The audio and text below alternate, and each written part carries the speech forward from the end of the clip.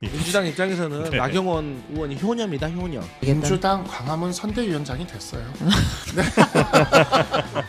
확실히 이재명 후보에게 별의 순간이 오긴 온 것 같아요. 네. 아니 광화문 거리에 계신 정광훈 목사까지 이재명 대통령 되게 만드는데 동참하겠다고 하시니 우리가 평소 대선이면 네. 미래의 지도자를 뽑는 축제적인 분위기로 갈 수도 있는 거거든요. 지금은 정말 국민의힘은 2번 연속 보수정당에서 배출한 대통령이 탄핵됐어요. 파면된 거예요. 그 눈치가 없어도 한참 없다. 가족 오락관식 대선 경선을 해야 될 상황이 아니지 않습니까? 우리 당의 지금 상황이 지역에 계시는 당원분들이나 지지자분들이 정말 보수로서 너무 자괴감이 느껴지는 토론 진행 방식이었다라고 하면서 너무 부정적 피드백이 많이 나와서 네네. 저는 공식적으로 말씀드릴게요. 저 한동훈 싫어해요. 그런데 네. 그래도 이건 아니야. 사람과 사람과의 대화하고 토론할 때 최소한의 지켜야 될 상식이라는 게 있는 겁니다. 지금 국민의힘의 경선 상대가 민주당이 아닌 것 같아요. 국민의힘 경선을 하면 민주당 경선을 보면서 그거에 맞춰서 이제 준비를 하고 그런 걸 해나가야 되는데 SNL을 보면서 지금 하는 게 아닌가. 그분들보다 더 웃길 수도 없으면서 이런 걸 왜 합니까? 예? 웃기지도 않고 재미도 감동도 아무것도 없는 이런 것들 정말 한심할 뿐이에요 진짜. 네. 한없이 가벼운 정치 토크쇼 장르만 여의도 4월 21일 월요일 순서 시작하겠습니다. 반갑습니다. 정프로고요. 오늘 함께 해주신 분들이 모두 다 기분들이 굉장히 좋습니다. 다들 희망에 찬 얼굴에 지지율도 뭐 각자 다들 잘 나온다고 하시니까 참 뭐 저희도 좋습니다. 마치 그 정치 테마주 보는 듯한 느낌이에요. 이게 선거 당일까지 전날까지 쭉 올라가다가 다 될 것 같으니까 올라가다가 이제 그 다음날 희비가 교차되는데 어쨌든 지금까지는 좀 즐기도록 하겠습니다. 자, 오늘 함께 해주실 기분 좋은 세 분 먼저 강성필 더불어민주당 부대변인님 어서 오시고요. 안녕하십니까. 이제 야당이 아니라 역시 원내 일당이니까 먼저 소개를 시켜주시는군요. 감사합니다. 고맙습니다. 자, 그리고 국민의힘 박상수 한동훈 캠프 대변인이시죠? 어서 오십시오. 네, 안녕하십니까. 네. 원내 2당입니다. 원내 2당 두 번째로 소개해드렸고요. 3당 4당이구나. 사실상 3당 해야죠 이제. 3당 해야죠. 똑같은데 이제 뭐. 네. 개혁신당 김성열 선거대책본부 대변인이시군요. 어서 오십시오. 네, 안녕하세요. 김성열입니다. 네, 반갑습니다. 그리고 이분들과 함께 최윤경 기자도 함께합니다. 네, 안녕하십니까. 네, 반갑습니다. 자, 일단 뭐 하나하나 뉴스는 살펴볼 텐데 주말 사이에 뭐 토론회 등등 또 민주당은 지역 경선 수치가 엄청 잘 나왔습니다. 이제 압도적인 지지라고 말씀드릴 수가 있는데 예. 그만큼 우리 국민들, 당원들, 지지자들이 내란이 아직도 끝나지 않았다. 예. 이재명 후보가 내란을 확실히 종식시켜줄 확실하게. 종식시켜줄 지도자라고 생각을 하시는 것 같다. 그렇게까지만 그래서 말씀드리고. 이제 몰표가 이렇게 나왔다. 네, 과거에 뭐 박근혜 전 대통령도 전당대 할 때 뭐 한 85% 득표한 적 있지 않습니까? 네. 그렇기 때문에 하여튼 그런 선상에서 이해하시면 될 것 같습니다. 역대급 네. 경선 그러니까 지지율. 뭐 제가 다른 방송들에서 누차 말씀드렸지만 김동연 지사 제발 조국혁신당으로 출마해 달라 제가 누차 말씀을 드렸는데 그새 그 강을 건너셔서 민주당 경선에 참여하셔서 10%도 못 받는 이 상황이 너무너무 안타까웠다. 네. 정말 진짜 그렇게 사라질 정치인이 아닌데 너무너무 안타까워서 정말 좀 다른 길을 선택하셨으면 얼마나 좋았을까라는 그런 안타까움. 국민의힘 걱정하세요. 또 김동연 지사까지 걱정해 주시고. 김동연 지사가 제3당으로 나와주시는 게 좋으니까. 그런가요? 조국당 가도 출마도 못 하실 텐데 그거 나오시면 어떡해요? 네. 아니 자, 정의당도 있고. 자, 지금 첫 번째 뉴스 전해드릴 거는 일단 현재 진행 중이죠. 윤석열 전 대통령 내란 우두머리 혐의를 좀 받고 있는데 형사 재판이 지금 진행 중이고 오늘은 취재진이 들어갔습니다. 네, 그렇습니다. 재판부가 법정 촬영을 허가하면서 이제 피고인석에 앉은 모습이 공개가 됐는데요. 이제 아직까지도 해소되지 않은 것은 전직 대통령들이랑 달리 지하 주차장을 통해서 출석하는 건 허용이 된 상태이기 때문에 네. 이제 취재진이 바로 접근해서 질문을 하거나 하지는 못했습니다. 근데 지금 이제 법정에 들어오는 장면이 나가고 있는데 재밌는 포인트가 하나 있어요. 피고인이 들어오는데 변호인들이 모두 일어섭니다. 아, 예. 재판장 들어오면 일어서듯이. 네, 그래서 일어섰다가 다 네. 인사하고 앉았고 오늘도 두 번째 네. 줄의 맨 끝 자리에 앉았습니다. 뒷줄에 앉는 게 참 이례적이라고 전에도 네. 한번 전해드렸었죠. 그런 상황입니다. 네. 오늘 이제 검찰이 증인으로 신청한 조성현 육군 수도방위 사령부 1 경비단장, 김영기 육군 특수전사령부 1 특전대대장이 출석을 하는데요. 네. 이제 요거는 지난번에 원래 한 번에 다 증인 신문을 끝냈어야 했는데 피고인의 말이 너무 길어지면서 검찰 측 신문을 했는데 변호인 신문을 못해서 시간이 없어서 그래서 오늘 그 나머지를 하고 양측의 이제 주장을 듣겠다라고 했습니다. 네. 지금은 이제 취재진은 빠진 상황이고 네, 재판이 진행 중입니다. 재판이 진행 네. 중입니다. 자, 그리고 뭐 재판 안의 내용들은 뭐 저희 혹시 중간중간 들어오게 되면 네, 여러분께 네. 좀 전해드리고 요거는 뭐 끝나고 아마 내일 정도나 뭐 전해드릴 수 있겠네요. 네, 그렇습니다. 자, 그리고 제일 관심 많이 가는 게 이제 다음 대선에 누가 주인공이 될 것이나 하는 걸 텐데 역시 뭐 민주당부터 한번 상황 보겠습니다. 네, 민주당의 그 대선 후보 선출을 위한 충청 경선, 영남권 경선 했는데요. 네. 이재명 대표가 압승을 거두었습니다. 당내에서는 어대명 기류가 확고해졌다라는 평가가 나오는데 충청권에서 이재명 그 후보의 득표율이 88.15%, 영남권에서 90.81% 이렇게 네. 나왔습니다. 그럼 이제 호남 가야 되고 그다음에 이제 나중에 수도권. 강원지나 수도권 뭐 이 네. 정도 이제 같이 하겠군요. 네. 네. 수도권이 역시 뭐 숫자는 제일 많긴 하겠습니다만 요 분위기가 계속 좀 이어질 거라고 보시는 거죠? 네, 뭐 이제 제가 사실 이제 하는 발언이 뭐 특정 후보한테 뭐 오해를 받을 수 있기 때문에 네. 하지만 원론적으로 봐도 어쨌든 추이가 중요한데 이 추이에 있어서는 크게 변화는 없을 것이다. 다만 제가 계속해서 말씀드리지만 저는 세 분 후보 모두 두 자릿수 득표를 가졌으면 좋겠다라는 바람이 있습니다. 10%는 좀 넘었으면 좋겠다. 네. 근데 사실 좀 이 지난 주말새에 있었던 캠페인이라든가 토론회에서 제가 민주당 토론을 보면 좀 아쉬웠던 점이 예. 좀 비상계엄과 관련해 가지고 이 내란 종식에 대해서 조금 지적해야 될 부분들이 아직 많이 남아 있는데 이러한 부분에 있어서 조금 너무 소홀하지 않았나? 예를 들어서 뭐 국무위원들이라든지 김태호 뭐 안보실 실장 이런 분들이 이틀 만에 휴대폰 3번 바꿨다는 거 아니겠습니까? 근데 강우구 뭐 그 총무실장입니까? 그 얘기 좀 이런 이따 또 것도 나옵니다. 나옵니까? 네, 나옵니다. 이런 것들을 좀 하고 예, 뉴스타파가 권성동 국민의힘 원내대표가 뉴스타파에 대해서 예. 언론을 제약하는 이런 모습들에 대해서 지적을 좀 해줘야 되는데 너무 이런 것들은 지적을 안 한 것 같다. 그래서 민주당 너무 서운했다. 경선 저 토론 같은 건 어떻게 좀 볼만했습니까? 그러니까 토론에서 이런 얘기가 나왔어야 됐다는 거예요. 제 그런 말은. 얘기들이 좀 덜 나왔다. 네, 아쉽다. 네. 알겠습니다.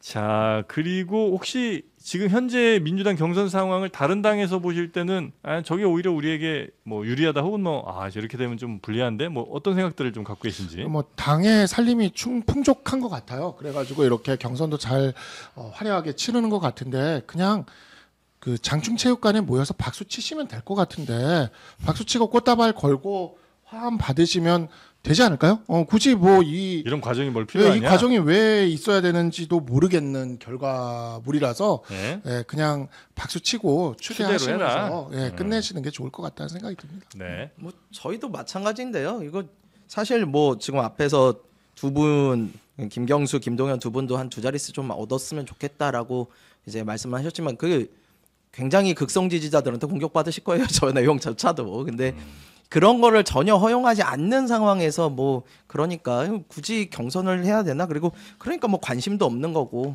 근데 뭐 남의 당 일이니까 사실 더 이상 논평은 하지 않는 걸로 그렇게 하겠습니다. 네. 예. 개혁신당은 경선 안 했죠. 저희는 나올 사람이 없어요. 누누이 말씀드리면 제가 나갈 수는 없잖아요. 알겠습니다. 저도 그 말씀 드리고 싶었습니다. 네. 어디서 무경선이 우리를 지금 지적해? 무경선이. 아니 무경선을 하려고 그러는 게 후보가 안 나왔다니까. 그리고 무슨 장충체육관이야. 그 좁은 데서 우리 항상 대대로 일산 킨텍스에서 했는데 뭐. 근데 사실 저기 북한도 전국 인민 대표자 회의 하면 천도교, 청우당 같은 우당들이 와가지고 사회민주당 이런 데들이 와요. 그런 느낌이 굉장히 강하게 있었습니다. 북한까지 갑니까? 자, 그러니까 그리고 역대 민주당의 경선 네. 득표율을 보면 2017년 19대 대선 때 문재인 후보가 57%로 예, 후보가 됐고 15대 대선 1997년 경선 때 김대중 후보가 78%로 후보가 됐는데 네. 지금 이재명 후보가 90%를 넘길 것이냐가 관심사입니다. 야, 90%는 진짜 기록적인 득표율일 텐데 말이죠. 하지만 주말 사이 관심을 많이 받았던 곳은 물론 이제 민주당도 꽤 있었겠습니다만 국민의힘 이 토론. 네. 와, 이건 정말 명장면들이 속출했습니다. 네, 이제 알짜배기만 저희가 뽑아서 보여드리겠습니다. 예. 국민의힘이 우리가 얘기했던 죽음의 비조 있었잖아요. 홍준표, 한동훈, 나경원, 이철우 후보. 예, 진짜 관심 많았는데. 네, 거기. 맞붙은 그 토론이 비조 토론회가 열렸는데 이제 가장 큰 쟁점은 윤석열 전 대통령의 불법 계엄을 어떻게 보느냐 입장을 다시 한번 확인하는 그런 자리였을 거 아니에요. 탄핵에 찬성한 후보와 반대한 후보가 명확하게 붙었으니까 네. 신경전이 참 벌어졌는데 요거는 보고 오겠습니다. 홍 후보님께서 12월 3일 날 당대표로서 제 입장이셨으면 계엄을 막으셨겠습니까? 아니면 대통령 잘한다 하셨겠습니까? 나는 대구시장으로 있었는데 뭘 뭐 지금 제가 입장을 바꿔놓고 말씀드리는 거예요. 아니 가정을 전제로 그래 물어볼 건 없죠. 아니, 지금은 내가 아는 시각이 끝나버린. 네. 약간 홍준표 후보가 조금 당황한 듯한 준비를 느낌. 못했던 것 같은 네. 모양이에요. 왜냐면 다른 것까지는 뭐 가정을 전제로 이런 말을 할 수 있는데 네. 시간이 끝나버렸네 이 말은 되게 안 했으면 좋았을 말 아니까.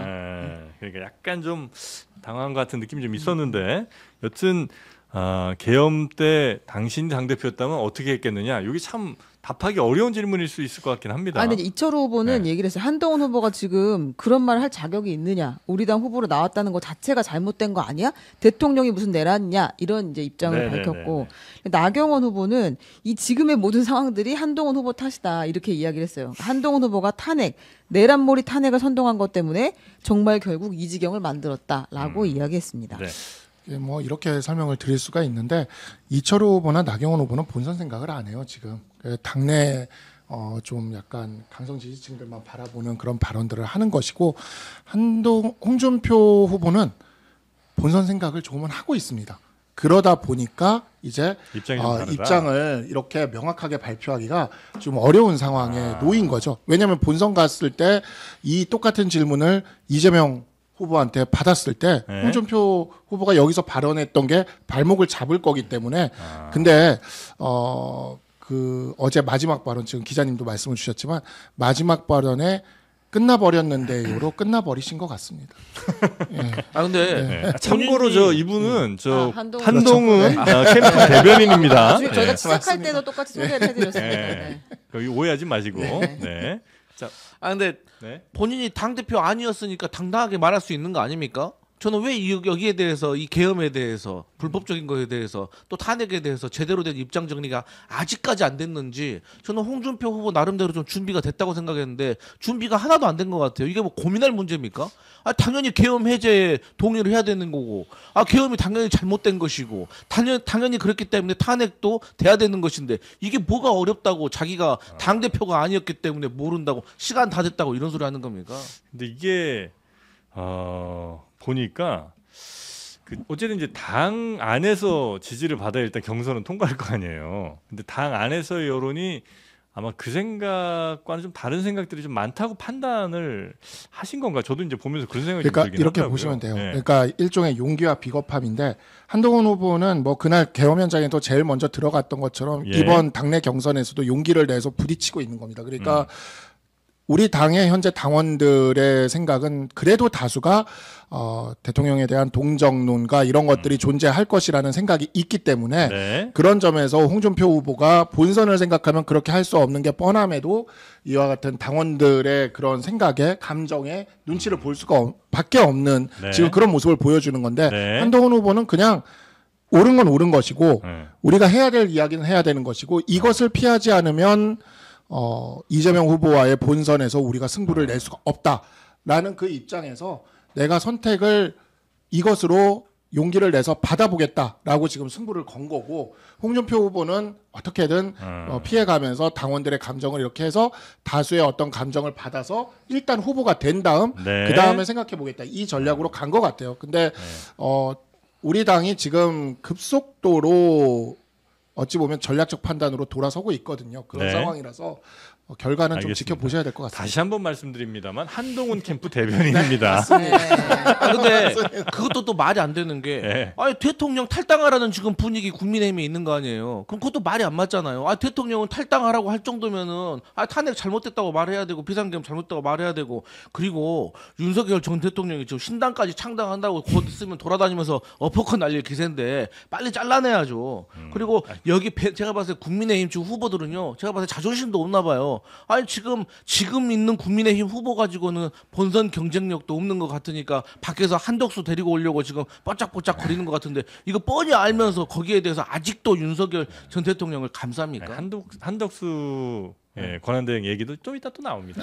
제가 기다려 너무 좀 그러군요. 오늘 너무 예. 급하게 가시네. 그러니까 예. 지금 요것만 한마디만 네. 할게요. 비판을 제가 겸허히는 받아들이겠는데 네. 만약에 우리가 한동훈 후보가 선택돼 가지고 이걸 뒤집는다면 당이 변했다라고도 봐줄 수 있을 것 같습니다. 다만 오늘 아침에도 기사가 지금 하나 그 기사가 아니라 알려드립니다가 기자님들한테 지금 나간 것 같은데 우리 당에서 보셨는지 모르겠는데 JTBC 보도와 관련돼서 네. 그 뭐죠? 그 한숨만.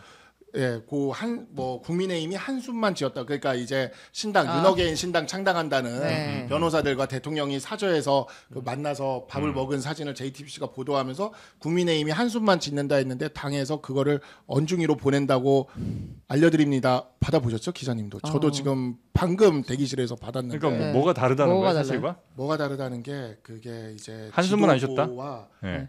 그 후보들 다수가 탄핵을 반대를 하고 있는데 했는데 네. 그렇게 국민의힘이 한숨을 쉰다라는 건 일부의 이야기를 가지고 국민의힘 전체가 한숨을 쉬는 거라고 이야기한 것이 허위 보도다 해서 지금 언중위에 보내겠다고. 한숨 쉰 적은 없다 한숨. 이거죠? 그래서 그러니까 저 모두가 한숨을 쉬는 건 아니고 모두가 한숨 한숨을 쉬는 사람이 있기는 있긴 있다. 있는데 우리 같은 뭐 이런- 사람들이 한숨을 좀 쉬고 있다고 생각하면서 국민의힘 알겠어요. 전체라는 게 이게 네네네. 잘못. 그러니까 우리 당 분위기가 지금 이런 건 맞는데 그럼에도 우리가 이 룰 안에서 50% 이상으로 한동훈 후보가 만약에 된다면 당이 바뀐 거예요. 그렇게 봐주시면 좋을 것 같습니다. 근데 크게 중요한 저는- 얘기 아닌 것 같은데. 네, 저는 우리 이거에 윤석열 대해서 대변인. 그 누가 되느냐 누가 되느냐의 문제가 아니고 네. 국민의힘이 후보를 내야 되는가에 대한 원천적인 질문부터 좀 해야 된다고 아유, 봐요. 뭐그 얘기하면 끝도 없지 뭐. 아니 진짜로요. 왜냐하면은 이 경선이 진짜 무슨 의미가 있겠어요. 지금 오세훈, 유승민 네. 둘이 참가 안 하면서 무슨 얘기를 했습니까? 당이 탄핵에 대해서 제대로 된 반성과 성찰이 없지 않냐. 네. 이 상황에서 후보를 뽑는다고 무슨 의미가 있겠느냐라고 하고 나왔는데 그거에 대한 이야기는 아니 모든 후보가 오세훈 후보를 존중한다, 오세훈 잘했다 하면서도 그거에 대한 답은 안 해요. 이런 거에 대해서 탄핵의 강을 건너지 않으면서 어떻게 하겠다는 건지 전 누가 돼도 한동훈 후보는 그나마 말씀하신 대로 좀 반대 입장을 하고 있다고 하지만 저는 이것도 좀 의문이 있는 게 뭐냐면 네. 한동훈 후보가 처음 당대표가 될 때 뭘 얘기했습니까? 최상병 특검법 내가 하겠다 분명히 얘기하고 나갔는데 당대표 내려오실 때까지 그거 발의도 못했어요. 그러니까 그런 거에 대해서도 한동훈 후보가 됐을 때 과연 당을 바꿀 수 있을까? 이거에 대한 의문은 있어요. 네.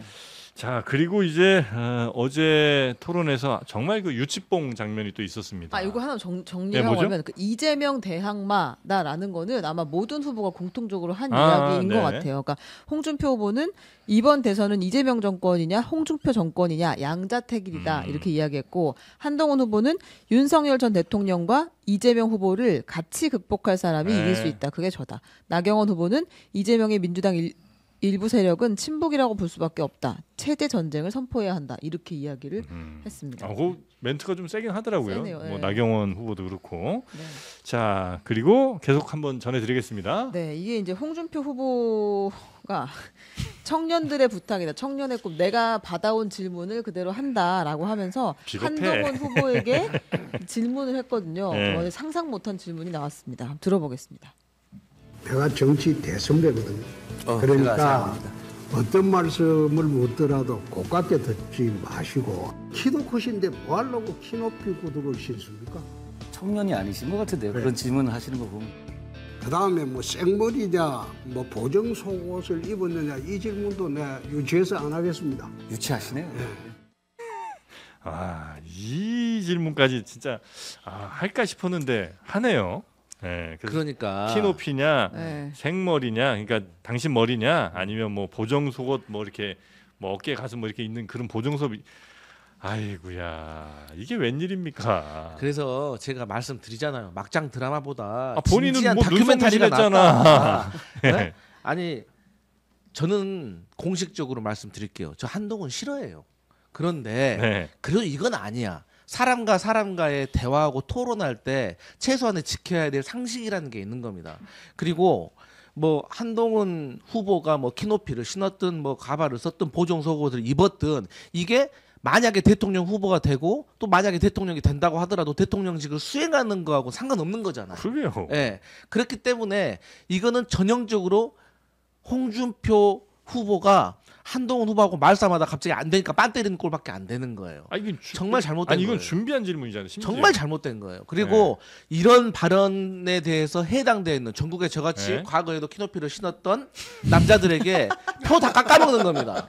이거 인신공격 이거 그냥 넘어갈 수 없습니다. 살신성인 커밍아웃입니다. 네. 지금. 그래서- 지금도 신었어요? 아니 지금 안 신었다. 지금 안 신었어요. 별 의미가 없더라고요. 그래서 결론적으로 정말 홍준표 후보, 한동훈 후보한테 좀 사과해야 된다. 이건 진짜 좀 그래. 저는 여기서 더 화가 나는 지점은요. 네. 그 본인이 그냥 본인 입으로 물어보면 되잖아요. 아 맞아. 네, 근데 왜 청년을 빌려가지고 합니까? 실제로 청년들이 저런 청년들만 있는 게 아니에요. 지금 연금 계약 가지고 오히려 분노하고 미래를 걱정하는 청년들이 훨씬 많지. 누가 한동훈이 뭘 입었는지 그거 궁금하는 청년이 얼마나 됩니까? 그러니까. 맞아. 왜 자꾸 청년을 병풍으로 세워요? 그러고 나서 뭐 청년이 하는 청년 MC 나와가지고 뭐 바퀴냐 바퀴벌레냐 이런 거 묻고 앉았고 그 다음에 저기 뭐야 또 김문수 후보 같은 경우에 또 저기 자기 출마하면서 뒤에 청년들 병풍 세우고 그러니까 윤석열 전 대통령 나오면서 청년들 쫙 도열시켜가지고 안고 그런 거 하는 거잖아. 왜 청년을 그렇게 소모품으로 씁니까? 네. 난 이해를 못하겠어요 진짜. 네, 우리도 보면 우리라고 하면 좀 그렇고 저도 보면 가끔 이제 장난치면서 약간 수준 낮은 질문할 때 이 댓글을 활용하는 경우들이 좀 있거든요. 아니, 댓글에서 이런 거 있는데 아, 뭐 나쁜 습관입니다. 예, 아주. 안 좋은 습관이죠. 이거는 비겁해. 네, 그러면 안 돼. 예. 제가 캠프에서 대변인도 맡고 있지만 네. 그 네거티브 대응도 제가 맡고 있어요. 그러다 보니까 네거티브 관련된 것들을 이렇게 준비 자료나 이런 것들을 해서 해명할 팩트 체크나 이런 것들도 같이 하고는 있는데 이건 예상 질문으로는 뽑힐 수는 있는 건데 워낙 뭐 그 커뮤니티나 이런 데서 난리를 치고 있으니까 근데 진짜 질문으로 만날 줄은 생각을 못했어요. 그러니까 예상 질문에 저 밑 끝단에 기타 등등에 이렇게 그래도 이거를 누가 정치인이 이거를 할까 했는데 진짜 하더라고요. 네. 그래서 제가 그래서 야 그러면서 정말 어제 제가 페북 글을 하나 쓰긴 했는데 아침에 대기실에서 그 얘기를 안 그래도 하다 보니까 그렇게 얘기하는 게 아니라 키높이 구두를 가지고 얘기해야 된다 하시더니 먼저 키높이 구두 얘기를 하신 건데 실제 한동훈 후보가 키가 저보다 좀 크거든요. 그러니까 이게 아니 그 궁금하지도 않아요. 네, 커요. 근데 몇인지 뭔 상관이야. 그래서 이게 이런 걸 가지고 이렇게 한다는 것 자체가 나는 정말 황당했다. 근데 희한한 게 홍준표 후보는 대한민국 정치인 중에서 유일하게 막말 자격증이 있는 것 같아요. 아니 다른 사람들 이런 말 하잖아요. 큰일 나거든요. 근데 이분은 좀 이런 얘기 해도 좀 관대한 것 같아요. 사람들이 홍준표니까 이런 거 정말 잘못된 겁니다. 디폴트 값 자체가. 네, 좀 응징할 건 응징해야 돼요. 네. 이게 뭡니까 이게? 그때 뭐랄까 한동훈 후보가 차라리 자 봐라 뭐 이러면서 이렇게 신발 이렇게 보여주고 뭐 이러면 어땠을까? 그거는 너무 희화화돼. 너무 희화한가요? 안 됩니다. 예. 죄송합니다. 근데 그 예상 답변이 뭐였어요? 이렇게 질문 질문들이 들어오면 있을 때, 네. 그냥 아니 이건 예상 답변도 준비하진 안 않았어요. 왔어요. 왜냐하면 리스트에는 있다. 리스트 질문 리스트에는 혹시나 있지 않을까 하면서 누가 긁을 때 쓰지 않을까라고 걱정은 했는데 네. 그래도 뭐 차마 누가 하겠냐 했는데 그래도 뭐 잘 얘기를 하신 게 유치합니다라고 얘기하고 청년이 아닙니다 아닌 것 같은데요라고 얘기한 건 잘하신 것 같아요. 이런 네. 거 예상 답변 쓰면요 보좌진으로서 자괴감이 듭니다. 맞아요. 무슨 예상 답변이야. 이게 하여튼 뭐 이 참여한 사람들도 그랬지만 또 질문도 네네. 저는 이 국민의힘에서 그래도 좀 뭔가 경쾌하게 진행하려고 했다는 것 같은데 네. 청년 MC가 나와서 이런 질문을 했다고 합니다. 다음 중 하나만 골라 다시 태어나야 한다면 1번 바퀴벌레로 태어나기, 2번 자동차 바퀴로 태어나기. 이게 뭐야? 아니, 심지어 재미도 없어요. 그러니까 뭐가 재미가 있었으면 그래도 봐줬을 텐데 의미도 없지만 재미도 없어. 홍준표 후보가 둘 다 싫어요. 난 그걸 다시 태어날 일도 없으니까 둘 다 싫고 나경원 후보도 저도 별로 답변하고 싶지 않습니다. 분위기 이렇게 약간 좀 이야기했습니다. 험악해지는 것 같더라고요. 네. 그때. 근데 그 청년 MC는 뭐 누구예요? 근데 그 청년 MC는 발랄하긴 했는데. 중앙 대학생 우리 뭐 위원회 위원이시라고 하시더라고요. 제가 그래요? 그렇게는 이야기를 들었는데 이게 이제 사실 우리가 이와 같은 대선 경선을 약간 가족 오락관식 대선 경선을 해야 될 상황이 아니지 않습니까? 우리 당의 지금 상황이 국민들 앞에 좀 더 진지하고 보수의 미래에 대해서 우리가 보여줘야 되는 그러한 경선이 돼야 되는데 처음에 그 주제 정할 때부터 의자 뺏기 게임으로 들어가더니 어제 밸런스 게임은 바퀴벌레냐 바퀴냐라는 걸로 들어가고 이게 정말 그 저도 지역에서 당협위원장을 하고 있지만 예. 지역에 계시는 당원분들이나 지지자분들이 정말 보수로서 너무 자괴감이 느껴지는 토론 그래. 진행 방식이었다라고 하면서 너무 부정적 피드백이 많이 나와서 네네네. 아마 당에서도 알고는 있을 겁니다. 그래서 이거를 이런 것을 기획한 사람들에 대한 좀 문책 같은 게 반드시 좀 필요할 것 같다는 새로운 시도하는 생각이 건 뭐 좋죠. 그래서 기존의 뭐 정치 토론 말고 좀 국민들에게 다가가고 좀 친근하게 해보고 싶다. 이것까지 뭐 그 컨셉을 뭐라고 하고 싶지는 않지만 그렇다고 해도 어울리는 뭐 그림이 좀 있는 거고 이게 어제는 질문 보면서 저는 너무 분위기랑도 좀 안 맞는 것 같고 그리고 사전에 후보들이랑 어느 정도 뭐 상의는 된 건가 싶을 정도의 차라리 그럼 그냥 AI한테 물어봐서 실시간으로 그냥 예상 못한 질문들 좀 하게 하든지 챗 GPT가 더 잘했을 근데 거예요. 차라리 그랬으면 더 낫지 네. 않았을까 하는 생각이 들 정도로 밸런스 게임 질문은 사전에 우리한테 물어보질 않았어요. 그건 안 줘요 원래. 그러니까 안 주고 그냥 그 자리에서 갑자기 나온 거였어요. 근데 우리가 평소 대선이면 네. 미래의 지도자를 뽑는 축제적인 분위기로 갈 수도 있는 거거든요. 그런데 앞서 말씀하셨지만 알고 계신 것 같네요. 지금은 정말 국민의힘은 2번 연속 보수 정당에서 배출한 대통령이 탄핵됐어요. 파면된 거예요. 그래가지고 국민 열세 4천억 넘게 지금 조기 대선에 지금 투입이 되고 있는 이런 상황에서 뭐 바퀴냐 바퀴벌레 이런 얘기 한다는 것은 정말로 눈치가 없어도 한참 없다. 지금 국민의힘은 주제 자체도 사죄해야 된다. 그리고 변화와 혁신 이런 얘기를 해도 부족할 판에 저는 너무 MBTI나 물어보면서 저는 진짜 가족 오락관 같은 이런 분위기 낸다는 것이 너무나도 한심스럽고 진지함이 그리고 없어요. 하나 더 있어요. 그 밸런스 게임에서 그러니까 변호인을 하나 선임해야 한다고 하면 둘 중 한 사람을 반드시 변호사로 선임해야 한다면 네. 1번 검사 사칭범, 2번 입시 비리범 이렇게 질문을 했어요. 이게 이제 생각나는 사람들이 있는 거죠. 네, 그래서 나경원 후보, 한동훈 후보는 검사 사칭범, 이철 후보는 입시 비리범 이렇게 골랐다고. 그 입시 비리범은 변호사 자격증이 없으실 텐데. 그 얘기를 이제 한동훈 후보가 이야기했습니다. 입시 비리범은 이미 안에 계신다. 그분이 안에 계신다. 변호를 할 수는 없겠다. 그래서 검사 사칭범을 골랐다. 이렇게 얘기했거든요. 누가 아니 근데 이게 그러니까 참 이 질문 수준들도 그렇고요. 뭐 앞에서 다 말씀하셨듯이 그럴 상황도 아니잖아요. 근데 지금 국민의힘의 경선 상대가 민주당이 아닌 것 같아요.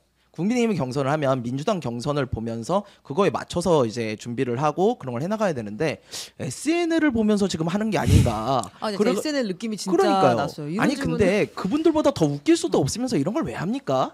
예? 웃기지도 않고 재미도 감동도 아무것도 없는 이런 것들 정말 한심할 뿐이에요, 진짜로. 네. 여튼 이런 과정들을 거쳐서 이제 여론조사 후에 후보 4명으로 압축이 네. 되는 겁니다. 네, 그렇습니다. 이제 오늘 내일 여론조사가 있고 내일 네. 저녁에 여론조사를 마친 후에 결과를 발표하는데요. 마지막 남은 것이 바로 4등 전쟁입니다.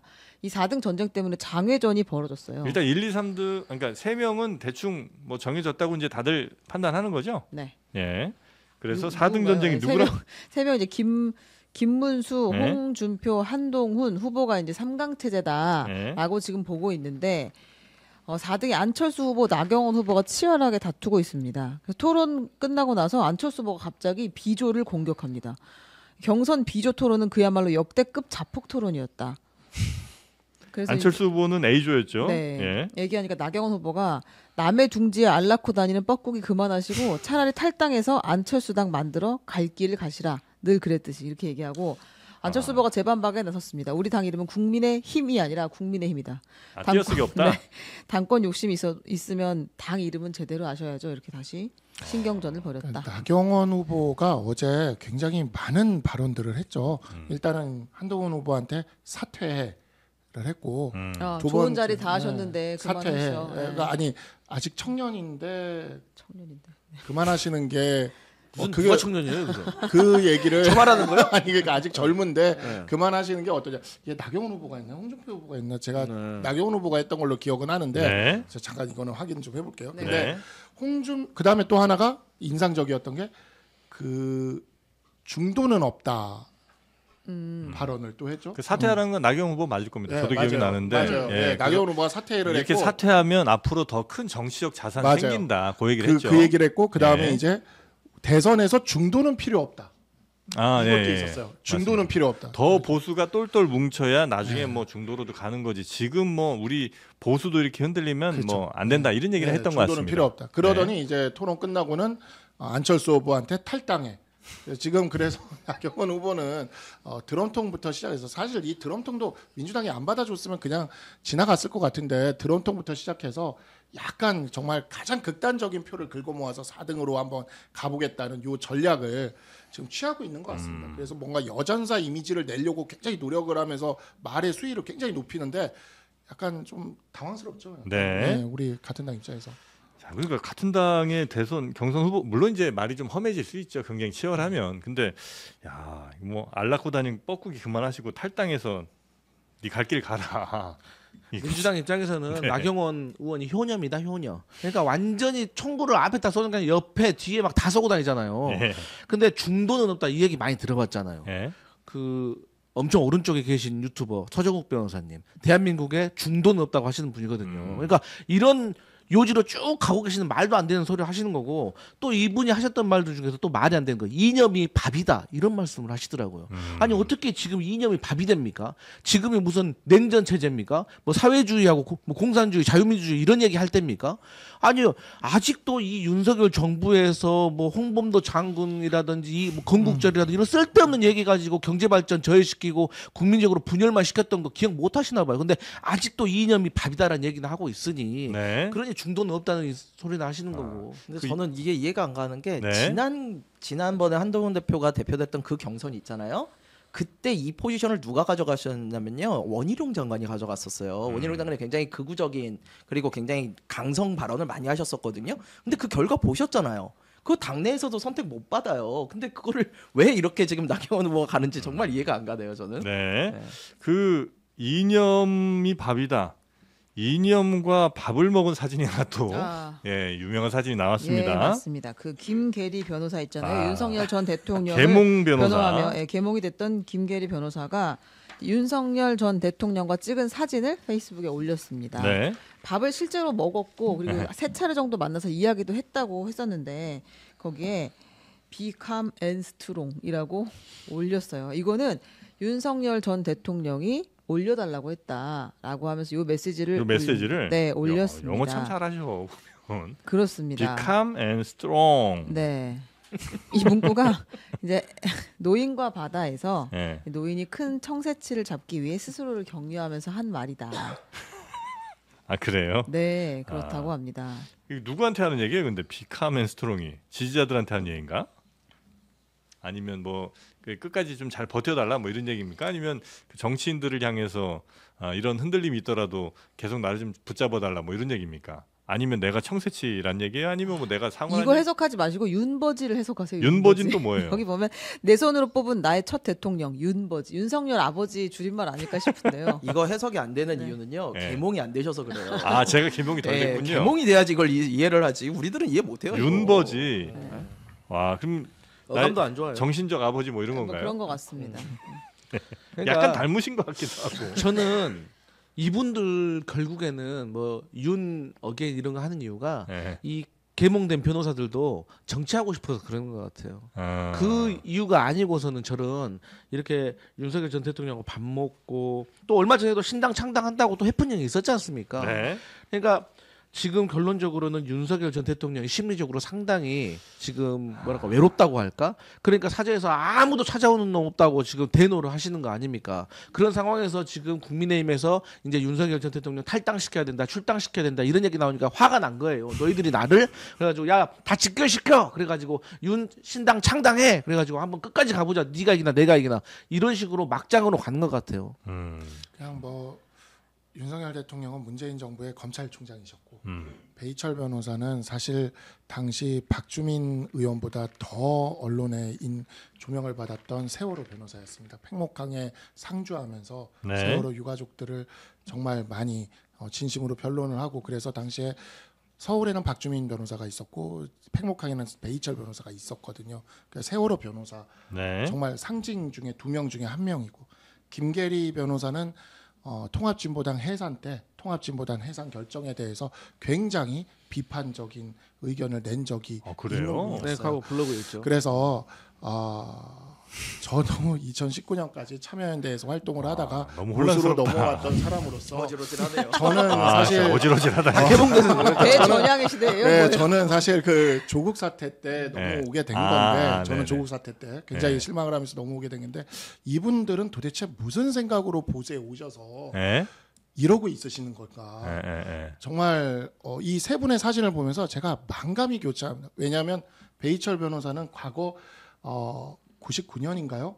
연세대학교 총학생회장 출신이기도 했습니다. 아, 그래요? 그래서 정말이지 뿌리 깊은 네. 뿌리 깊은 활동을 해왔던 분이고 제가 그래서 대학 때부터도 알던 분이에요. 그래서 그런데 진짜 어쨌든 보수로 넘어오시긴 했는데 예. 저도 보수로 넘어온 입장에서 넘어오시긴 했는데 도대체 무슨 계기로 어떤 심정으로 와서 윤버지와 윤어게인과 이런 것을 하고 계시는지 저는 정말 마음속에 이 사진을 보면 그냥 물음표만 뜨면서 이해가 좀 안 되는 그에게 무슨 일이 그동안 있었는지는 모르겠어요. 모르시는 거예요? 네, 모르겠어요. 뭐 그 보수로 넘어왔다기보다는 자신의 이익을 추구해서 선택을 한 거죠. 이 보수의 이념이나 가치나 이런 거에 대해서 동의해서 들어온 게 아니에요. 만약에 보수의 이념이나 가치를 정말 선택을 했다면요. 가장 중요한 건 보수 쪽에서 가장 중시되는 건 사실은 자유와 법치입니다. 법치주의에 대해서 절대적으로 지켜야 된다라는 게 보수의 가치인데 이분들은 지금 헌법을 위배한 대통령에 대해서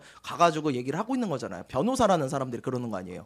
전혀 보수의 가치에 부합하지 않아요. 그냥 자신이 정치를 하고 싶어서 간다라고밖에는 보이지 그럼 않습니다. 이전의 활동들에 대해서도 흑심이 있지 않았을까? 정치적인 욕망 뭐 이런 것들이 이제 뭐 반영된 그것까지야 결과다. 추정이지만 저는 그렇게 그런데 보입니다. 배희철 변호사 같은 경우에는 당시에 법조계에서 올해의 법조 인상을 준다고 되어 있는데 그거를 유가족들을 생각해서 안 받겠다고 해서 그때 신문 기사 찾아보면 굉장히 많이 그게 기사가 나오거든요. 그 굉장히 진정성이 있었어요. 제가 그 그때는? 모습들을 기억을 네. 해요. 그래서 사실 이 변신을 저는 가장 이해가 안 돼요. 가장 이해가 안 되고 그러니까 말씀하신 게 정확하신데 제가 보수로 이렇게 어찌 보면 넘어오게 된 것은 당시 조국 사태 때 이 법치를 완전히 무시하는 이 민주당과 이런 분위기에 제가 그에 대한 반발이 굉장히 컸는데 네. 그래서 사실 보수에 온 다음에도 이 계엄이라던가 이런 문제에 있어서 저는 이 법치를 지켜야 된다는 측면에서 계엄에 대해 반대하고 탄핵에 대해서도 찬성하는 입장을 이 당 안에서 계속 견지하고 있는 건데 네. 배희철 변호사는 그동안 살아왔던 경로를 제가 생각을 했을 때 지금의 행동들은 이해하기 제가 이분을 어렵다. 알고 있었던 입장에서 네. 너무나 당혹스러운 이게 무엇인가라는 생각이 좀 드는 건 거죠. 김계리 변호사야 뭐 그때 그 통합진보당 관련된 글 하나만 있었지만 네. 배희철 변호사는 진짜 열심히 활동했고 진짜 알았어요. 세월호 찾아보면 네. 박주민 변호사랑 그러니까 둘이 계속 나와요. 네. 이게 뭐가 무서운 거냐면 완장차니까 무서운 거예요. 이게 그러니까 무슨 완장이에요, 한독 이게? 그러니까 여기서 말하는 완장이라는 거는 사람들의 관심을 받게 된 거니 받게 된 거. 관심을 받게 되니까 네. 이 관심을 계속 유지하고 싶은 욕구가 들고 관심을 받으니까 또 주변에서 야 너 정치하면 되겠다. 야 너 지금 출마하면 무조건 당선될 거야. 그렇게 유혹을 한 것 같아요. 그러니까 그런 지금 계몽된 사람들이 한독수 고난대행이나 배의철 변호사, 전한길 씨 이런 뭐 대표적인 분들 아닙니까? 전한길 씨도 그냥 역사 강사로서 잘 살아왔지 않습니까? 그 학생들한테 존경받으면서. 근데 갑자기 이번에 윤석열 전 대통령 탄핵 국면에서 계몽령 얘기하면서 확 국민적인 관심 받고 어디 가나 사람들이 알아봐주고 환호해주고 그러니까 거기에 맛이 간 거예요, 저는. 그래서 이런 것들이 무서운 것 같다. 그래서 지난 자기가 살아왔던 신념에 대해서도 무너뜨릴 만큼 이 권력력이 생긴 것이 아닌가 저는 그렇게 네. 생각합니다. 계몽이라는 말 자체가 본인이 여태껏 살아왔던 삶의 궤적을 완전히 뒤바꾸기 위한 그런 포석이에요. 그동안 내가 미몽이었다. 그동안 내가 한 건 다 잘못한 거다. 나 깨달았다. 이제부터는 다르게 산다. 이렇게 자신의 과거를 부정하기 위해서 던지는 게 계몽령이거든요. 지금 그러고 있는 거예요. 그래서 네. 알겠습니다. 네. 그런데 여기에서 끝나는 게 아니고요. 더 나간 사람이 또 있습니다. 네, 전광훈 씨가 등장했습니다. 전광훈 씨는 이재명 대표 당선시키면 당선시켰지 우리가 국민의힘 후보 18명은 절대로 당선시키지 않겠다. 우리의 존재를 보여주겠다라면서 본인이 대통령 후보에 출마하겠다. 본인이 네, 윤석열 전 대통령을 자유통일당으로 모셔오겠다라고 이야기를 했습니다. 그 윤 전 대통령을 당으로 데려오고 네, 그다음 본인이 내가 대통령 선거 출마하겠다. 나간다. 전광훈 목사입니다. 네. 네. 뭐 내가 국민의힘 후보는 절대로 당선시키지 않겠다 이렇게 얘기했다. 민주당 광화문 선대위원장이 됐어요. 그러니까 진짜 온 우주가 돕고 있는 거야 뭐야 이게 그러게요. 뭐 정말. 민주당 광화문 네, 선대위원장. 광화문 선대위원장이 기가 막힌 되셨어요. 장면이네요. 네. 제가 아까 대기실에서 그 얘기 해줬더니 또 써먹네. 바로 써먹죠. 내가 바로 거부한다고 했잖아요. 그러니까 이게 말이 됩니까? 근데 확실히 이재명 후보에게 별의 순간이 오긴 온 것 같아요. 네. 아니 광화문 거리에 계신 정광훈 목사까지 이재명 대통령 되기 만드는데 동참하겠다고 하시니 별의 순간이 와버렸다. 별의 순간이 와버렸다. 하지만 그래도 우리가 아스팔트 세력과는 단호히 거부한다. 네. 꿈도 꾸지 마시라. 근데 이런 상황에 대해서 지금 국민의힘의 반응이 어떤 걸로 나오고 아니 있습니까? 말을 조심해야 될 것 같아요. 네. 국민의힘이 이제 한숨 쉬었다고 하는 것에 대해 반박을 하시니까. 네. 근데 이제 내부에선 당연히 답답한 심경을 토로하는 분들이 많다. 당 경선의 분위기를 띄워줘야지. 도대체 전 대통령이 저렇게 당 얘기를 따로 뭐 차린다고 하면 어떡하느냐 이런 이야기들이 있고요. 그리고 민주당은 변호사들 만나고 윤 어게인 신당 이야기하고 하는 것을 이제 헌정을 유린하고 파면당한 전직 대통령의 모렴치한 행태다라고 음흠. 이제 공식 논평냈습니다. 네. 자, 그리고 또 이 이슈와 관련이 없는 사람이 아닙니다. 네. 한덕수 권한대행 또 지금 대통령 약간 좀 재는 듯한 발언을 또 했죠? 스스로 변수가 되기를 선택한 자 한덕수 등장입니다. 네. 한덕수 대통령 권한대행이 대선 출마 가능성에 대해서 명확한 답변을 내리지 않고 있어요.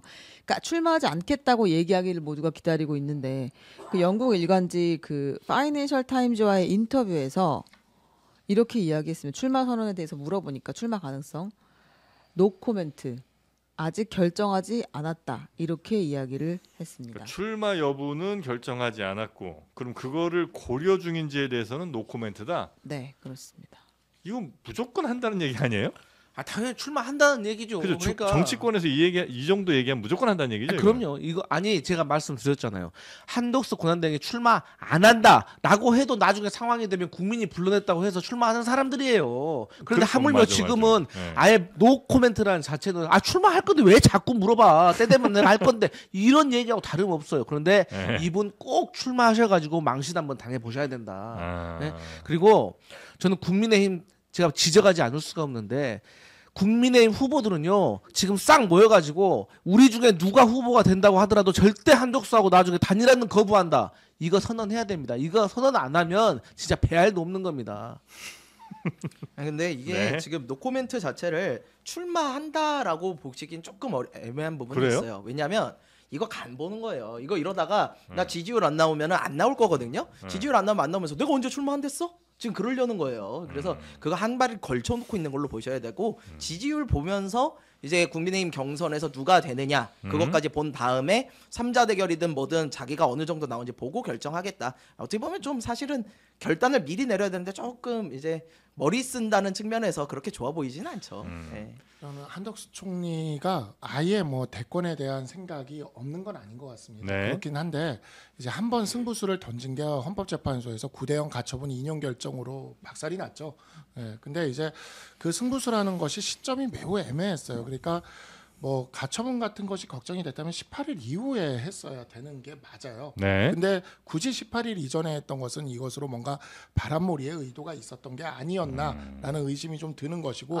그 말은 4월 18일에 그 헌법재판관 두 분이 퇴임한 이후에 그렇죠. 네. 그때 지명을 했으면 어쩔 수 없이 됐을 텐데 그쵸. 그게 아니라 네. 그 전에 하면서부터 본인이 조금 이제 약간 이렇게 주목받기를 붕업을 하기를 했던 게 받았다. 아니었나. 그리고 또 그 후보자 중에 한 명은 하필이면 또 현재 내란 혐의로 수사를 받고 있고 전직 대통령의 굉장히 절친한 분을 후보자 중에 한 명으로 했던 것도 다 그런 어떤 정치적인 의도나 이런 것들이 깔려 있는 게 아니었냐라는 의심이 좀 있었는데 어쨌든 18일 이전에 그렇게 임명을 했다가 9대0 가처분 인용으로 완전히 그게 무산이 됐지 않았습니까? 네. 지금 이제 하나의 카드가 더 남아 있어요.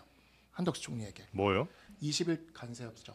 관세협상. 관세협상. 관세협상에서 성과를 내서 오면 네. 아마 이것을 가지고 출마를 시도할 가능성이 저는 있다라고 보는 겁니다. 그러니까 아마 이게 두 개가 이미 어느 정도는 깔려 있었던 게 아니었나. 그러니까 헌법재판관 임명과 관세 협상. 근데 그 헌법재판관 임명은 지금 어그러졌고 이제 마지막 하나 남은 관세 협상이 있는 거죠. 그러다 보니까 그것을 앞두고 그래서 트럼프가 어떻게 해주냐에 따라 한덕수 총리의 출마 여부가 결정되지 않을까라고 생각이 됩니다.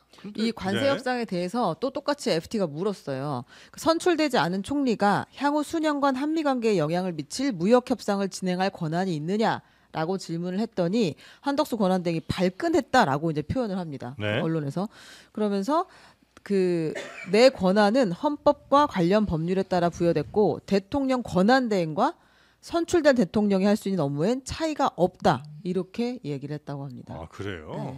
네. 헌법재판소에서 얘기해 줬잖아요. 국민에게 직접 선출된 사람과 선출되지 않은 사람은 구분이 분명히 있어야 된다고 얘기를 했는데도 아직도 정신 못 차리고 이런 얘기를 하시고 저는 이분 헌법재판관 이완규 지명 그 고난대행으로서 그 적극적인 권한을 행사한 것보다 더 잘못된 게 이완규라는 사람 윤석열 전 대통령의 오랜 술친구 이 사람을 지명했다는 것 자체부터가 이미 그때부터 국민들이 아 한덕수는 안 되겠구나라고 저는 봤다고 생각을 하고 네. 저는 국민의힘이 그러니까 자충수를 둔 것 같아요. 무슨 말이냐?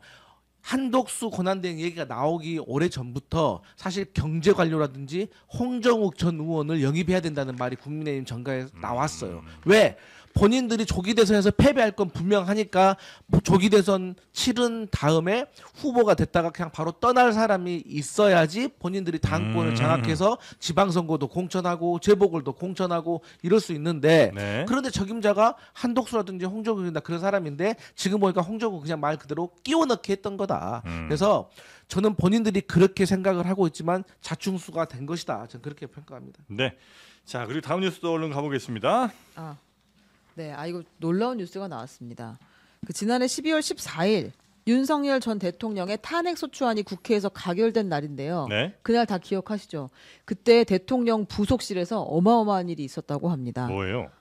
부속실의 PC를 모두 교체하고 탄핵 가결됐을 되는 그날. 네. 예? 부속실의 PC를 다 교체하고 휴대전화를 전자레인지에 넣어서 파기하려고 했던 시도가 있었다고. 제가 늘 말한 전자레인지엔 제발 음식만 좀 넣으시라고. 왜 휴대전화를 자꾸 넣습니까? 이제 정부 관계자의 말인데 JTBC 단독 보도인데 네? 부속실 직원 한 명이 전자레인지에 휴대전화기를 돌리다가 불꽃이 튀겨서 꺼내 들고 복도로 뛰어나오는 소란이 있었다. 그러니까 그 안에서 막 불 붙고 하니까 꺼내서 뭐 사고 날까봐 막 놀래가지고 들고 이제 정지하고 들고 나왔겠죠. 아유 이게 뭐 하는 짓입니까? 어디서 본 건 있어가지고 또. 네. 영화가 되겠네요 나중에 사실로 밝혀지면. 그리고 실제로 네. 그 부속실장인 강희구 실장이 검찰 수사관 출신이잖아요. 네? 그러니까 뭐 증거 인멸이라고 확정할 수는 없으나 아무튼 수사 과정을 잘 알고 있는 사람이기 어떻게 해야 때문에 증거가 제대로 없어지는지는 잘 알고 있겠죠.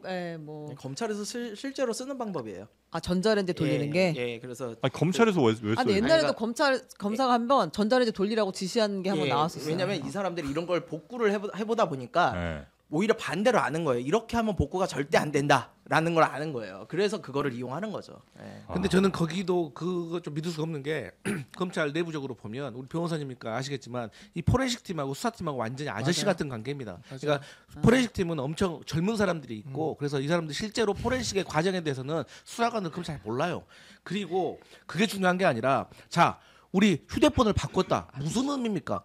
안가에 갔던 사람들 왜 갔냐고 물어보니까 한 번도 안 가봐서 갔다 했어요. 근데 휴대폰 딱 같이 바꿨어. 왜 바꾼 겁니까? 차라리 고장나서 바꿨어.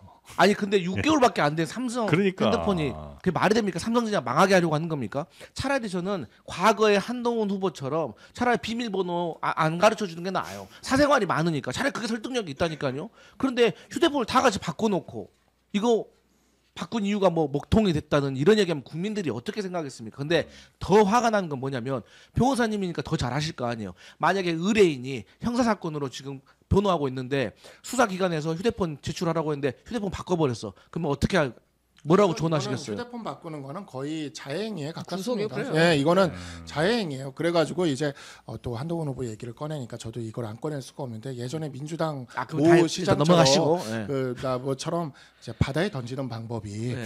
바다에 던지는 것이 사실 그렇게 이제 소금물에 절여버리는 거. 바다에 던지는 게 그 모 시장인가 바다에서 뭐 방파제 갖다가 뭐 했던 분이 계시지 않습니까? 용산에 네. 바다가 없으니까. 네, 그래서 근데 그러면 주웠을 때 복구가 안 돼요? 그러니까 바다에서 건지기가 너무 힘들지 힘드니까. 않습니까? 네, 바다에서 건지기가 찾기도 바다에서도요.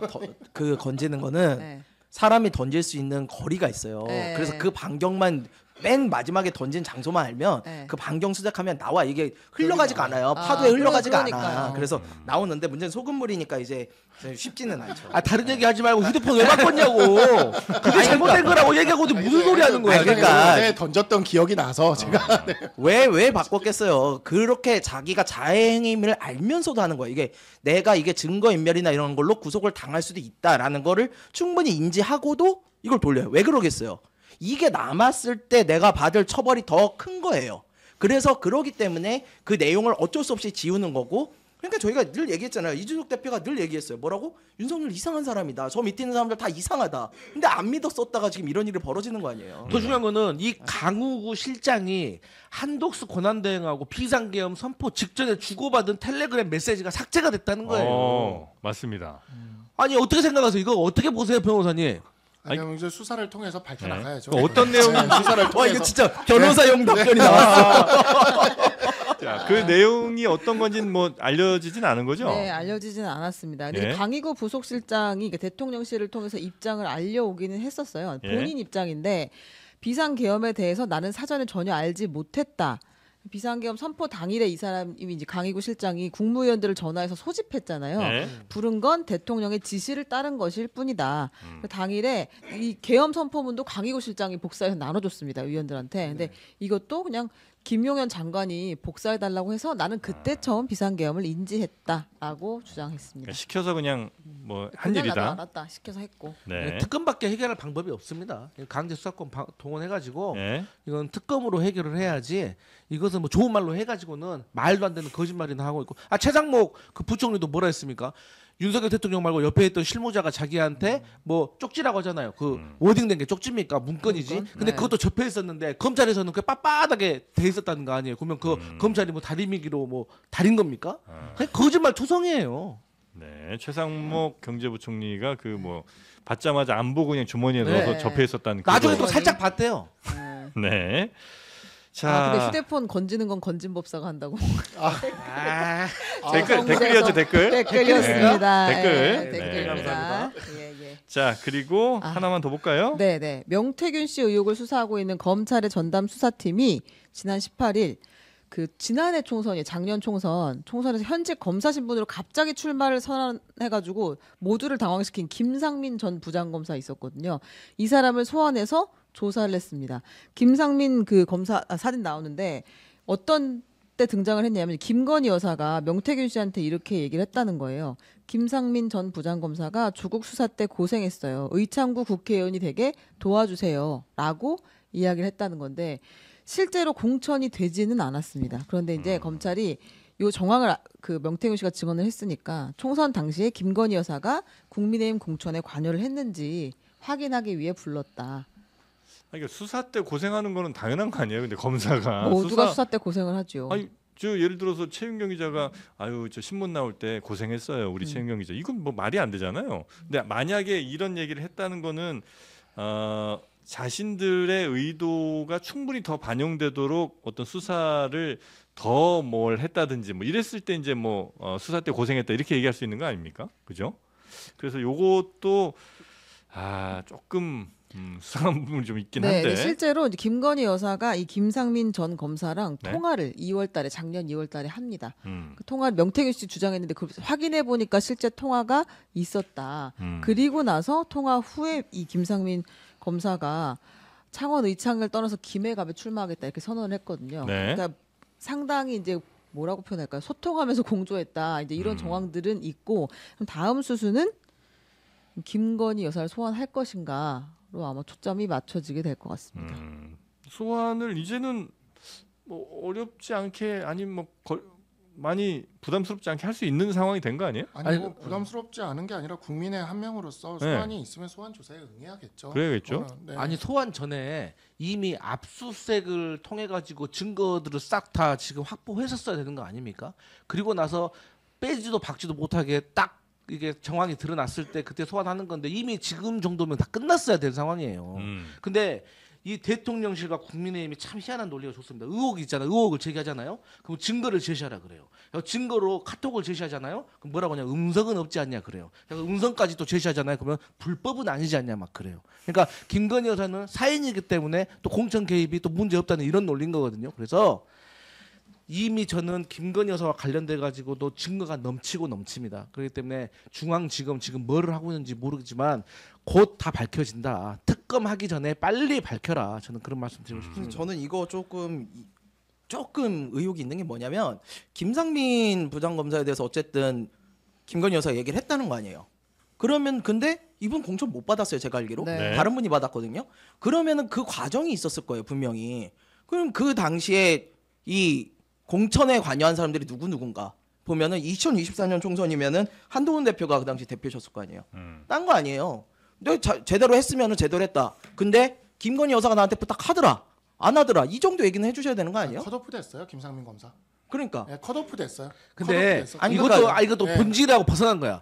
공천 개입했냐 안 했느냐가 그러니까. 중요한 거지. 전화 받았냐 안 뭐 받았냐. 해서 나는 그게 나중에 중요한 무슨 거지. 뭐 공천이 됐냐 안 됐냐 부차적인 내용인 거고. 아니 음주운전 해가지고 안 걸리면 잘한 겁니까? 아니잖아요. 음주운전 했다는 자체로 잘못한 거지. 아니라 컷오프가 된 거니까 당의 공천 시스템이 제대로 작동해서 컷오프가 된 거죠. 그냥 심지어 경선도 안 붙고 그냥 컷오프 됐습니다. 그러니까 이 부분은 그냥 당에서는 원칙대로 잘 됐다라는 생각이 들고 네. 이런 문제 많은 후보에 대해서 컷오프가 된 거는 정말 뭐 원칙대로 잘 됐다. 설령 김건희 여사가 뭘 이렇게 시도를 했더라도 당에서 공천 시스템이 잘 막아낸 거다. 그냥 잘 이렇게 뭐 필터링을 한 거니까 당에서 이것으로 인해서 타격을 입을 것은 없지 않나. 근데 방금 이제 생각이 든 거죠. 김성렬 특보가 말했던 거는 한동훈 후보가 당시에 당 대표였기 때문에 전혀 몰랐다라는 것은 의심받을 수 있으니까 혹시라도 그 과정 속에서 김건희 여사가 공천에 개입한 정황에 대해서 조금이라도 아는 게 있다면 먼저 밝혀주는 것이 도리라 이거죠. 이거 검찰이 좀 있으면 참고인 조사 할 거예요. 안 할 수가 없잖아요. 왜냐면 김건희를 소환을 한다면은.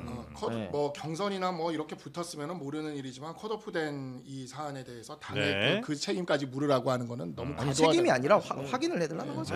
근데 이제 이렇게 되면 아까 말씀하신 것처럼 김건희 여사는 정치인은 아니잖아요. 공무원도 아니고 사인이 이렇게 개입을 했다. 그럼 뭘로 의유를 할 수 있어요? 업무방해. 그러니까 방해 업무 방해. 삼자 뇌물. 예를 들어서 뇌물 받았으면 네, 윤석열 전 근데 대통령 삼자 뇌물은 통해서. 쉽게 성립되기가 힘든 거는 아실 거고 뭐 업무 방해는 또 형량이 그렇게 높은 게 아니다 보니까 야, 이렇게 이제 사인의 알선수재. 경우에는 사실 그러니까 그런 것들이 다 나온다. 대가성을 입증하기가 예. 변호사법 위반. 변호사법 위반이지. 부분들이 사기죄. 아니 이제- 쉬운 말로 사기죄가 사기죄. 그러니까 그런 부분들이 수사를 통해서 검찰의 실력이죠 이게 검찰의 실력으로서 보여줘야 되는 문제겠죠. 알겠습니다. 자, 그럼 끝으로 우리 세 분이 어쨌든 각자 이제 당 혹은 뭐 후보들을 대변하거나 이제 열심히 일하고 계시잖아요. 남은 두 분이 그러니까 다른 두 분이 그 한 명의 후보에 대한 혹은 뭐 전망 정도 한번 하고 마무리 간단하게 하겠습니다. 그 이준석 후보의 최종 득표율 내지는 이번 대선에서의 어떤 선전 같은 건 어느 정도 될 것 같은지 두 분께 한번 좀 들어볼까요? 제 눈을 똑바로 보고 해주세요. 똑바로 볼 것 같아. 이준석 제가 봤을 때는 그래도 이준석 후보가 네. 앞으로 보수 정치에 대해서 얼마나 바른 소리를 하냐라는 그런 얘기를 잘 하느냐에 따라서 10% 정도는 얻을 수 있을 것 같은데. 그래요. 너무 근데 짜다. 이제 이준석 후보도 과거에 윤석열 전 대통령을 배출하는 데 기여했던 양두구육을 했기 때문에 네. 저는 거기에 대한 국민들의 심판도 있을 거라고 생각합니다. 국민들이 근데 이준석 후보를 생각할 때 윤석열을 배출한 후보 이렇게 생각을 할까요? 그러니까 제가 그렇게 따져 올라가면 검찰총장 시키신 분부터 따져야 돼요. 네, 여튼 뭐 알겠습니다. 자, 혹시 이준석 후보는 어떻게 될 거로 전망하십니까? 그냥 이번 대에서는 우리 보수 진영에서는 매크로하게 봤을 때 정권을 잃게 하는 사람이 누구인가에 대해서 나중에 결국 평가가 있을 거라고 생각이 됩니다. 네. 그런 측면에서 이재명 후보의 당선을 막고 정권을 재창출하는 그런 길에 같은 보수 진영이라면 그런 길에 이제 가는 후보이냐 아니냐가 아마 역사적인 평가가 있을 것이고 근데 그러기 위해서는 우리 당부터가 조금 그 국민들한테 선택받을 수 있을 만큼의 어떤 그런 모습을 보여줘야 되죠. 지금 경선 중이니까요. 그 모습을 보이면서 보수 진영 전체는 앞으로 굉장히 역동적일 거니까 조금 지켜봐 주시면 좋을 것 이준석 같습니다. 후보가 잘하는 게 국민의힘으로서는 매우 힘든 상황인 거죠? 그거는 보수 진영 전체를 놓고 본다면은요. 네. 이준석 후보가 어떤 생각인지가 또 중요하죠. 이번에 보수 정권을 재창출하는 게 중요한지 나의 정치를 여기서 존재감을 드러내서 나의 정치를 하는 것을 중요하게 생각하는지 그것은 이제 이준석 후보 본인의 생각에 달려 있지 않을까라고 네, 생각합니다. 알겠습니다. 자, 그러면 뭐 한동훈 캠프 대변인이시니까 네. 한동훈 후보의 이번 대선에서 활약 내지는 지지율 정도 어떻게 될 걸로 보시는지 두 분께 한번 들어보겠습니다. 저는 한동훈 후보는 대통령으로서 자격이 없는 사람이라고 생각을 하지만 그럼에도 불구하고 지금 현재 국민의힘 후보 8명이 불법적인 비상계엄과 탄핵에 대한 태도를 보면 그나마 한동훈이 정의론 쪽에서는 후보가 되는 것이 맞다. 맞다? 네. 별로 안 좋아하지만 네. 네. 지금 분위기가 많이 올라오고 있는 건 사실인 것 같아요. 예, 여러 지표로 나오기는 하는데 제가 아까 말씀드렸듯이 그거예요. 제가 보기에 한동훈 후보가 말씀하시는 게 그렇게 틀린 게 많지는 않아요. 예, 저도 어느 정도 고개가 끄덕여지는데 문제는 그걸 실행할 수 있는 실행력이 있느냐예요. 당 안에서 얼마나 설득력을 가지고 의원들을 설득할 수 있는가. 제가 아까 말씀드리니까 다시는 말씀 안 드린 거지만 자기가 약속했던 것들에 대해서 지키는 모습을 보였어야 되는데 그러한 성과가 없이 또 말로만 이렇게 하는 부분에 대해서 공격이 들어올 거다. 네. 그거를 잘 극복하시면 좋은 성과가 있지 않을까 그렇게 봅니다. 알겠습니다. 자, 그럼 이재명 후보에 대한 뭐 굳이 할 필요 있나요? 할 필요 있나 네, 싶기도 한데 그래도- 정광훈까지 지지하는데 이제 뭐. 네. 아, 어떻게 그냥 대선 가도 가는 거예요? 끝 없이? 그 이재명 후보가 그 진보 정체성에 너무 몰두하지 않았으면 좋겠다. 진보 정체성 네, 정체성 정치에 예. 너무 몰두하지 않았으면 좋겠다. 근데 지금 인선이나 이런 부분들이 그러한 부분들이 굉장히 강해요. 근데 그러한 부분들이 과거 민주당에 어찌 보면 열렬한 지지자만큼이나 열렬한 안티들을 많이 만들었습니다. 그래서 그러니까 너무 선명하게 진보 쪽으로 간다는 말씀이세요? 그런 부분들이 지금 인선이나 이런 데서 드러나고 드러나요? 있죠. 우리 네. 중도 보수인데 지금. 그거는 말로만 그렇게 하는 느낌입니다. 네. 알겠습니다. 그게 오히려 본인의 발목을 잡을 것 같다. 네, 네. 네. 저는 이재명 대표가 지금 높은 지지율을 국민으로부터 받고 있는 것 자체가 뭐 정답이라고 생각해요. 그쪽에서 뭐 제가 그거에 대해서 국민들이 잘못 선택한다. 이건 굉장히 오만한 이야기예요. 다만 그게 있어요. 이재명 대표가 되고 나서 어떤 일을 할 것인가라는 거에 대한 많은 두려움들이 있어요. 저는 딴 거 아니에요. 법치주의를 지금 우리나라 법치주의가 거의 무너졌잖아요. 이번 불법 계엄으로. 법치주의를 다시 세우려면요. 뭘 해야 되냐면요. 대통령의 사면권에 대한 제한이 분명히 있어야 돼요. 되고 나서 자기 측근이라고 자기가 얘기했던 김용, 이화영, 그리고 조국 대표 이런 사람들에 대한 사면 안 하겠다. 이런 얘기를 저는 해줘야 된다고 봐요. 그게 책임감이라고 봅니다. 이재명 대표가 당선될 가능성은 얼마나 있다고 보십니까? 지금 뭐 여론조사상으로 50% 이상이 나와요. 예, 그래서 저는 보수 측에서 진짜 제대로 마음 먹고 자기들 희생해 가면서 국민들한테 어필하지 않는 이상 지금 게임은 절대 쉬운 게임이 아니다. 그렇게 봅니다. 이재명 대표에게 매우 유리한 게임으로 보인다. 네. 네. 자, 그리고 공지 하나 좀 전해드리자면요. 아마 수사받다가 전자레인지에 휴대폰 돌리신 분들 꽤 많으신 것 같은데 그럴 경우에 인터넷 비교원에서 한번 새로운 휴대폰을 문의하시고 사시면 어떨까 생각이 좀 듭니다. 타사보다 굉장히 또 지원금 규모가 후합니다. 그래서 신규로 뭐 인터넷에 가입할 때 그때 48만 원, 또 휴대폰 구매하실 때 최대 50만 원, 정수기 렌탈 시 최대 30만 원까지 지원금이 나갈 수 있으니까 여러분도 내가 뭐 휴대폰을 돌렸다거나 아니면 인터넷 회선을 뭐 가위로 잘랐다거나 뭐 등등 여러 일들이 있을 수 있잖아요. 뭐 그런 경우에 인터넷 비교원 1670-2571번으로 전화하셔서 한번 상담해 보시면 좋겠다 말씀을 드립니다. 자, 그러면 요 정도 하고 마무리하면 되겠죠? 네, 세 분 대단히 감사하고요. 네, 다음 주에도 뵙겠습니다. 네, 고맙습니다. 고맙습니다.